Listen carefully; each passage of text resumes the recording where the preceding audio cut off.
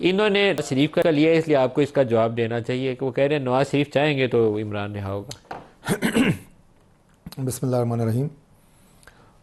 मलिक साहब, आपने मेरे पिछले प्रोग्राम का हवाला दिया इमरान खान साहब की जो बहनें हैं उनकी रिहाई के हवाले से और बुशरा बीबी की रिहाई के हवाले से, तो मैंने बड़ा कैटेगरी के लिए बात की थी कि उनकी रिहाई होनी चाहिए। और मैंने एक नहीं मुतअद्दिद प्रोग्रामों में ये बात की और मैंने ये बात भी की कि बल्कि मेरे साथ मुझे याद आ गया कि चंद साहब बैठे थे, तो मैंने कहा गवर्नमेंट जितनी भी फैसिलिटेशन हो सकी करेगी।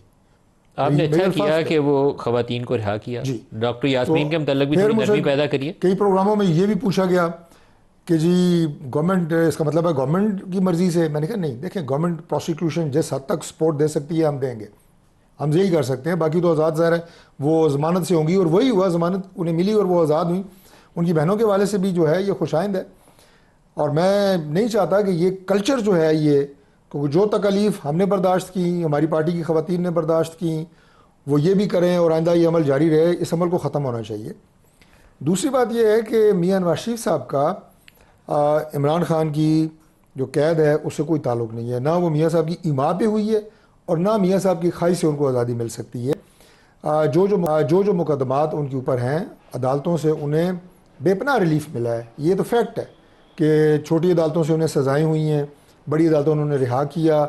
बहुत सारी केसेस जो जिसके ऊपर FIRs थी उसमें उन्हें ज़मानतें दी। उन्हें तो एक ऐसी ज़मानत भी मिली थी कि जो आगे 7 दिन में मुकदमात गालबन दर्ज होंगे उसमें भी ज़मानत, जो सामने केस है उसमें भी ज़मानत, जो खुफिया केसेस हैं जो अभी तक अदालत के सामने नहीं लाए गए को उसमें भी एयरपोर्ट के आज़ाद। ऊपर खसूसी सलूक हो सकता है कन्विक्टेड होने के बावजूद, तो फिर दूसरे लीडर के साथ भी हो सकता है। मैं उनके साथ स्पेशल इमरान खान ट्रीटमेंट मिला साहब के है साथ जो नवाज शरीफ को। ये बात हुई, मैं क्यों हुई, मैं कह रहा हूँ कि अदालतों ने उन्हें सपोर्ट दी है। अभी भी जो उनके चंद मुकदमात रह गए हैं, अगर उसमें ज़मानत मिलेगी तो वो बाहर आए, क्यों ना आए। जो 26वीं तरमीम के बाद अभी चंद दिन गुजरे हैं, लोगों को अभी समझ भी नहीं आई कि कानून के तहत अब कौन से बेंच हैं, किसने सुनने हैं। आप एक नए कानून की तैयारी कर रहे हैं कि जुमे वाले रोज़ आप सुप्रीम कोर्ट के जजेस की तादाद में इजाफा करने जा रहे हैं। क्या मंतक है इसके पीछे? बिस्मिल्लाहिर्रहमानिर्रहीम। देखिए मलिक साहब, बात यह है कि इसमें कोई शक नहीं है कि जो 26वीं तरमीम हुई है उसके बाद चूँकि खदोखाल जो है जजेस की अपॉइंटमेंट के हवाले से वो थोड़ा तब्दील हुआ है, बल्कि काफ़ी तब्दील हुआ है। तो और उसके बाद जो बेंचेस हैं उनकी तश्कील किस तरह होनी है उसके ऊपर भी मज़ीद क्लैरिटी आनी है। और प्रैक्टिस एंड प्रोसीजर बिल जो है उसके ऊपर भी मज़ीद शायद एक्ट में थोड़ी बहुत अमेंडमेंट हो ताकि यही अवाम जिसकी आप बात कर रहे हैं ये क्लियर हो। बाकी बहुत सारी ऐसी मैं सुन रहा हूँ 27वीं तरमीम के हवाले से, और जजेस की तादाद भी एक कॉन्स्टिट्यूशनल अमेंडमेंट है उस वो भी बाकायदा आइनी तरमीम के ज़रिए ही हो सकती है। फ़िलहाल कोई आइनी तरमीम गवर्नमेंट के किसी लेवल के ऊपर ज़ेर बहस नहीं है। जजेस की तादाद में इजाफा I think act of parliament से हो जाता है, उसके लिए आईनी तरमीम एक्ट नहीं की चाहिए। बात है और ये थोड़ी सी जो गलतफहमी बात हुई है ना, 27वीं तरमीम आप कह रहे हैं कि नहीं है? आप मेरे से ज़्यादा इस पर क्लियर होंगे कि ये एक्ट है या अमेंडमेंट है। बहरहाल कोई आइनी तरमीम इस वक्त जो है वो नहीं होने जा रही। तादाद के लिए आईनी तरमीम जहाँ तक ताल्लुक है, ये जो बात होती है जब असम्बली के इजलास में और मीडिया पे जाती है कि जी बिल आ रहा है, आप रूल आउट कर रहे हैं कि 27वीं तरमीम नहीं है? कैटेगोरिकली रूल आउट कर रहा हूँ। ये खबर कोई 27वीं तरमीम इस वक्त ज़ेर बहस भी नहीं है और ना कोई गवर्नमेंट के किसी सेक्टर में तो इसमें जुमे वाले रोज जो है। बिल आ रहे हैं अपना वो तादाद के हवाले से, देखिए तादाद के हवाले से है या जो प्रैक्टिस एंड प्रोसीजर बिल है वो एक ऑर्डिनेंस उस पर हुआ था, उसे बाकायदा एक एक्ट की शक्ल दें। इस तरह की चीज़ें हैं जो कि छोटी मोटी दुरुस्ती है। ये भी तजवीज़ है कि 3 की बजाय 5 सीनियर जजेस बना दिए जो राइटली जो आपने बात की ना, इस अवाम को दूर करने के लिए, और अवाम दूर होगा तो आगे मामला चलेंगे। क्योंकि आपने देखा है कि पिछले दिनों जितने अभी सुप्रीम कोर्ट की प्रोसीडिंग्स हुई हैं, सीनियर 3 जजेस ने ये बात की है कि अभी इस पर क्लैरिटी आनी है, तो वो क्लैरिटी आ जाएगी। और वो जो 27वीं तरमीम की जो बाज़गश्त सुनाई दे रही है उसकी वजह ये बिल है। क्योंकि जब भी मीडिया पे बात होती है तो कहते हैं जी असेंबली में बिल आ रहा है, बिल को लोग समझ रहे हैं कि शायद वो कॉन्स्टिट्यूशनल अमेंडमेंट है। That is not practice and procedure में आप तब्दीली कर रहे हैं उस एक्ट के अंदर जो ऑर्डिनेंस आया था। जी मैं अर्ज कर रहा हूँ कि चूंकि ऑर्डिनेंस क्या तब्दीली ज़ेर गौर है, बता भी दें। कुछ थोड़ा सा हमारी जो लीगल टीम है वही इसके ऊपर बेहतर बात कर सकती है। 3 की बजाय 5 सीनियर जजेस की कमेटी। आगे अभाम का लफ्ज़ आपने इस्तेमाल किया है तो मेरी गुफ्तगू से अगर मैं इस पर मजीद करूंगा तो मजीद अभाम पैदा होगा। 26वीं आईनी तरमीम आपकी सुप्रीम कोर्ट में जाएगी क्योंकि आपने जिस तरीके से उसको पास किया उसमें देर आर इशूज़ जो चैलेंज होंगे। जजेस की पैनल की जो बेंचेस की तश्कील है उसमें आपने जुडिशल कमीशन का रोल डाला हुआ है जिसमें सियासी लोग बैठे हुए हैं। ये बराह रास्त एक मुदाखलत के जुम्मे में। देखिए इससे पहले भी तो सियासी लोग रहे हैं। जजेस की तकर्री जो इससे पहले आपकी 18वीं तरमीम में थी, जिस तरीक़ेकार के तहत वो तरमीम हुई थी, उसमें भी तो आपके जो सियासी लोग थे, और सियासी लोग किसी एक जमात के तो वो नहीं है, जजेस की तैनाती है, जितनी भी। जजेस की तैनाती में जी, आपका ठीक है, उसमें लेकिन भी बेंचेस की तश्कील में तो आपका रोल नहीं ना हो सकता। नहीं, बेंचेस की तश्कील में मेजॉरिटी जो है और वो उसकी जो से है वो सुप्रीम कोर्ट के नहीं जजेस नहीं की होगी। पंजोता साहब, डॉक्टर तारिक साहब, आपको क्या इतराज़ात हैं जस्टिस मंसूर और जस्टिस मुनीब से, जो राना सनाउल्लाह साहब ने कहा कि वो कॉन्स्टिट्यूशनल बेंच को हेड ही ना करें? देखिए, राना साहब ने किस कॉन्टेक्स्ट में बात की है, मैं ज़ाहिर है वो तो बयान नहीं कर सकता, लेकिन किसी भी जज से हमें कोई ज़ाती मसला नहीं है। जो मलिक साहब अनफॉर्चुनेट सूरत हाल है ना, वो सबके सामने है। वो ये है कि जो आपको माजी में नज़र आता रहा, एक तो जुडिशल एक्टिविज़म वो था कि जिसने यूसुफ रज़ा गिलानी को घर भेजा। आपके 25 करोड़ आवाम का इलेक्टेड प्राइम मिनिस्टर आता है और चंद ऑनरेबल जजेस बैठ के उस 25 करोड़ आवाम के मैंडेट को घर भेज देते हैं, और फिर 40 साल बाद पता लगता है कि भुट्टो साहब जैसे फैसले कि नहीं, वो फैसला गलत फैसला था। पाकिस्तान के प्राइम मिनिस्टर को फांसी लग जाती है। मियां नवाज शरीफ साहब को किस मुकदमे में सुप्रीम कोर्ट ने तलब किया था, पानामा, घर भेजा अकामा पे, और उसकी बड़ी वाज़े आपको रीजंस पता थी कि उसके पीछे क्या क्या कहानी चल रही थी। तो ये बातें जो हैं अनफॉर्चुनेटली जुडिशरी के जब हिस्सा बनी तो कंट्रोवर्सी जो है वो खुद ब खुद पैदा हुई। ये कोई हमारी पैदा हुई नहीं है कि सियासतदानों की वजह से लेकिन उस या हमारी जमात कंट्रोवर्सी की में वजह से, गवर्नमेंट की वजह से इस तरह जस्टिस का माहौल मंसूर पैदा का नहीं तो उस हुआ। कंट्रोवर्सी में कोई रोल नहीं था। मैंने कतई तौर पे ये नहीं कहा, मैंने कहा कि अनफॉर्चुनेटली ये माहौल पैदा हुआ। फिर ज़ाहिर है उससे माहौल मुतासर होते हैं, जजेस भी मुतासर होते हैं, सियासतदान भी मुतासर होते हैं, पार्लिमान मुतासर होती है।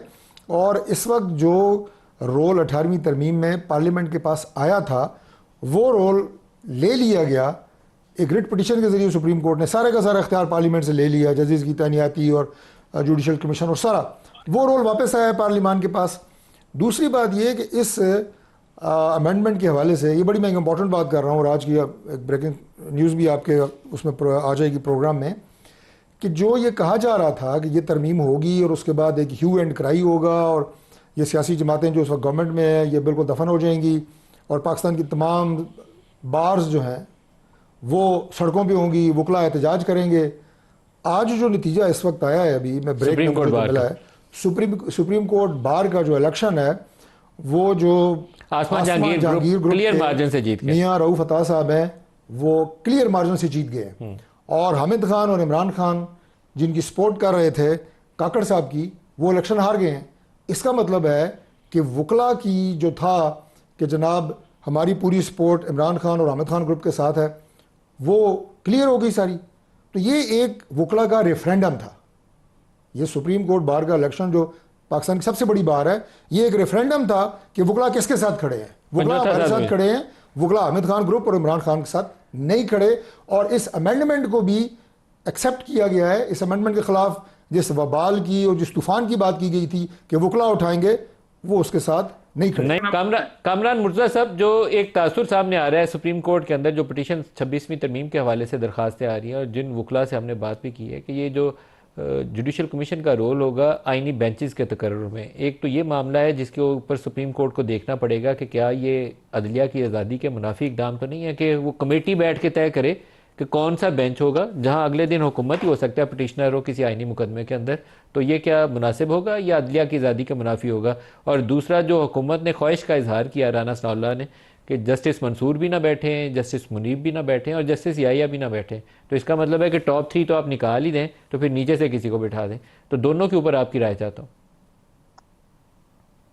पहले तो ये बता दूं कि ये जो आज का इलेक्शन है उसमें जो कैंडिडेट जीते हैं उसका ताल्लुक JUI से है और मेरा कुलीग रहा है, मेरे साथ इकट्ठे हमने काम किया हुआ है।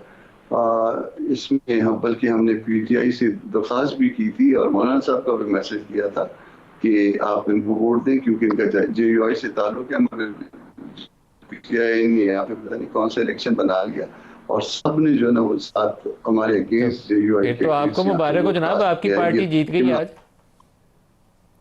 जी हाँ, JUI और PTI के दोस्तों ने साथ नहीं दिए, जिसके ऊपर मुझे तकलीफ है कम से कम। आप गिला पहुंचा दिया।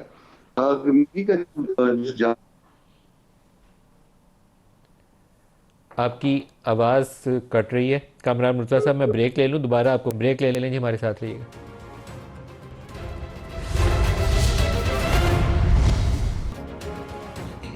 प्रोग्राम में दोबारा खुश आमदीद कहते हैं। अभी से थोड़ी देर पहले इस वक्त सऊदी अरब के अंदर वज़ीर-ए-आज़म पाकिस्तान शहबाज शरीफ और मोहम्मद बिन सलमान, उन दोनों के दरमियान मुलाकात हुई है।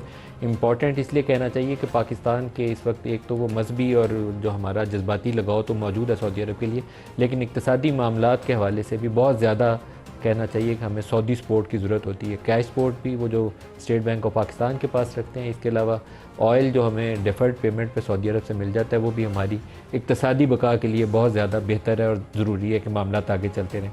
सेनेटर कामरान मुर्जा साहब की तरफ दोबारा चलते हैं। सेनेटर साहब, जो सवाल हमारा अधूरा रह गया था कि ये जो कॉन्स्टिट्यूशनल बेंचेस का एक जुडिशल कमीशन के ज़रिए तैनाती का तस्वुर है, क्या ये मामला अदलिया की आज़ादी के मुनाफी तो नहीं कंसिडर किया जाएगा, क्योंकि ये सूनर और लेटर सुप्रीम कोर्ट को इसके ऊपर अपनी राय देनी है? इसमें दो बातें हो सकती हैं। अगर तो इस प्रिंसिपल पे आ जाएं जिस तरह से चीफ जस्टिस को एक पार्लियामानी कमेटी ने जो है ना उसमें आउट ऑफ 3 जो है जो एक की सिलेक्शन हुई है, अगर इस प्रिंसिपल पे आ जाएं तो शायद जो है ये डाइजेस्ट हो जाए। और अगर अदरवाइज जो है ना वो इस बात पे आ जाएं कि जी पार्लियामान के इसमें कोई किरदार नहीं होना चाहिए और विद इन सुप्रीम कोर्ट जो है ना कौन कहाँ पे जाएगा, तो मेरा ख्याल है कि वहाँ पे शायद क्वेश्चनेबल होगा ये। इस पे यकीनन जो है ना वो एक मुख्तलिफ राय आएगी। तो ये सवाल जो है ना अभी सेटल होना है और ये ऐसा जो स्टूडेंट्स है जो पाकिस्तान के लिए नया है और इसको अब इसके ऊपर जो है कि उसमें पार्लिमानी किरदार और उसमें बैठ के, तो मेरा ख्याल है कि इसके ऊपर कोई ऐसी राय आ सकती है जो आप कह सकते हैं कि मैं बॉर्डर लाइन पे हूँ इस वक्त। एक चीज़ जो है ना मुझे जो पार्लिमानी किरदार उसमें है चीफ की उसमें, तो उसमें तो उन्होंने एक्सेप्ट कर लिया और यहाँ पे भी जो है और उसके नतीजे में मखसूस केसों का कहीं चले जाना और वहाँ पे गवर्नमेंटल जो है ना वो मेजॉरिटी, तो ये शायद कहीं पे ऐसे सवाल पैदा होंगे जो बेंचों का तकर्रर, मुझे लगता है ये थॉर्नी इशू है, सुप्रीम कोर्ट को इसके ऊपर एक जजमेंट देनी पड़ेगी सर। लेकिन जो राना साहब की ओपिनियन थी, ओपिनियन ही उनकी ज़ाती मैं कहूँगा राय थी कि जस्टिस मंसूर और जस्टिस मुनीब और जस्टिस याहिया ये तो आइनी बेंचों में बैठे ही नहीं, तो तीनों तो सीनियर मोस्ट यही हैं। हम तो सोचते हैं कि शायद आइनी बेंच हेड ही ये कर रहे होंगे, तो ये तो एक नया फसाद शुरू हो जाएगा इस बात पर। ये बिल्कुल गलत राय है उनकी और इस तरह की राय आनी भी नहीं चाहिए। हमारे लिए सारे जजेस मोहतरम होते हैं और ये या तो उनको वो जज ना बनाए जाते, जाहिर है उनको छानबीन करके जज बनाया गया था और यहाँ पे आके किसी को कह देना कि जो है वो किसी खास बेंच में होने चाहिए और किसी को दूसरे के लिए कह देना कि उस खास बेंच में नहीं होने चाहिए, ये बिल्कुल गलत राय है। मेरा ख्याल ये था कि ये अगर कॉन्स्टिट्यूशनल अमेंडमेंट ना आती और ये सुप्रीम कोर्ट खुद इस तरह से मैनेज करके रूल फ्रेम कर लेती और उसके बाद वो कॉन्स्टिट्यूशनल बेंच बन जाते और वो अपने तौर पे इस चीज़ों को जो है ना मैनेज करते तो ज़्यादा बेहतर होता। मगर बहरहाल जो कुछ हो गया वो अब तारीख का हिस्सा है और इसके ऊपर जो है ना वो लोगों की बातें सामने आती जाएंगी। अच्छा और बुरा भी जो है वो बाद में अल्टीमेटली सामने आ जाएगा कि हमने अच्छा किया या बुरा किया। मगर जो है ना अब हम जजों के ऊपर अगर उंगलियां उठाएंगे कि ये बैठे या ये ना बैठे, तो इससे बेहतर है कि आप खुद बैठ जाएं और अपना फैसला कर लें। डॉक्टर तारिक साहब बात उन्होंने सही की है कि इससे तो बेहतर है फिर आप खुद बैठ जाएं और फैसला कर लें। देखिए, इंतहाई टेक्निकल मामला है और जो कामरान साहब ने बात की है वो खुद बहुत सीनियर कानूनदान है। इस पर मेरा ख्याल है कि आइंदा आने वाले दिनों में कुछ क्लैरिटी आएगी, बाकी और आनी चाहिए। बाकी जहाँ तक मैंने आपको कहा कि लीगल फर्टर्निटी जो पाकिस्तान के वकला हैं उनके जो एतराज़ात या उनके जो आप ये कहें कि ऑन स्लॉट की बात की जा रही थी कि 26वीं तरमीम के बाद जो है वो आएगा, गवर्नमेंट की तरफ आएगा, उसका नतीजा तो मैंने आपके प्रोग्राम में क्या चुका हूं कि आपने देख लिया है। चूज जजेस, ये आपको एक असूल है जिसमें एक तकसीम जो है ना वो ट्राइकॉटमी ऑफ पावर का तस्वुर यहीं से शुरू होता है और यहीं पे आके ख़त्म होता है। अगर आप उसको लाइन मिटाएंगे ना तो गड़बड़ हो जाएगी। देखिए, लाइन मिटाने की बात नहीं है, लेकिन ट्राइकॉटमी ऑफ पावर में आप ये देखें कि जो सुप्रीम आइन के हवाले से मैं बात कर रहा हूँ, बाकी कोई ताकतवर खुदा न खास्ता ये नहीं है कि किस में कोई जान ज़्यादा है। आइन ने इख्तियारात किसको ज़्यादा दिए हैं? वो पार्लिमान को दिए हुए हैं और पार्लिमान के साथ और पाकिस्तान के जुल्फ़िकार अली भुट्टो साहब से लेके आज तक पार्लिमान के साथ जो हुआ है और मुंतखब वज़ीर-ए-आज़म के साथ जो होता रहा है वो कोई अच्छी मिसालें नहीं हैं, मैं यही कह सकता हूँ बड़े नपे तुले अल्फाज नहीं, में। वो अदलिया में और हमारी ये नहीं होनी बेशुमार चाहिए। मनफी मिसालें हैं, लेकिन उसका मतलब ये भी नहीं है कि अदलिया की जो आज़ादी है उसको सलब कर लिया जाए, वो बरकरार रहनी देखिए, चाहिए। अदलिया प्रोग्राम का की- वक्त खत्म हो गया मेरे पास, इसको अदलिया दोबारा की जो डिस्कस आज़ादी करेंगे है- अगले प्रोग्रामों में। फजल चौधरी साहब, नईम पंजोता साहब, सेनेटर कामरान मुर्तज़ा साहब, आप सबका बहुत शुक्रिया। आज के लिए इतना इजाज़त दीजिए। अल्लाह हाफिज़।